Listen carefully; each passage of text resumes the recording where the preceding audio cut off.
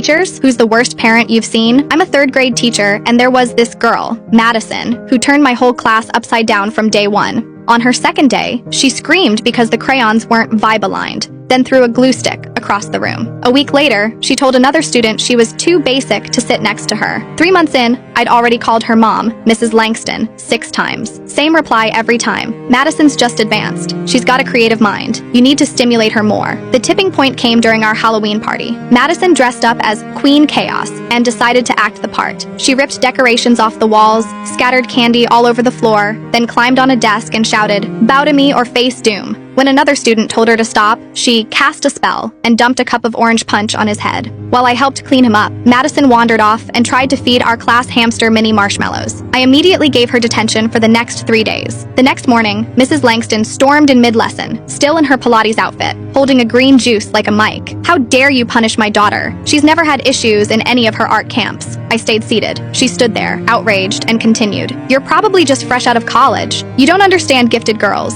She needs enrichment, not punishment." Then came the wild line I'll never forget. "This is the problem with schools now. You care more about quiet classrooms than free thinkers." She began pacing the room like she was giving a TED Talk. "I homeschooled her for kindergarten, you know, and her older brother is in advanced robotics, so clearly we know what we're doing." I calmly replied, "Mrs. Langston, Madison poured juice on another student and tried to feed marshmallows to a hamster. That's not creativity, that's chaos." She gasped like I had insulted royalty. "Excuse me? Chaos is a form of innovation." She pulled out her phone and dramatically hit the speaker button. "I want Principal Henderson. This is unacceptable." The secretary answered cheerfully, "Lincoln Elementary, how can I help you?" Mrs. Langston snapped, "Get me Principal Henderson immediately. This teacher is stifling my child's brilliance." "Oh, Principal Henderson retired last year," the secretary replied. "Would you like me to transfer you to the new principal?" "Yes, and tell them to come to room 12 immediately." Actually, the principal is already in room 12 today for class observations. Mrs. Langston looked around like she was in the Twilight Zone. "There's no one here but this teacher." I stood up slowly, walked over to the board,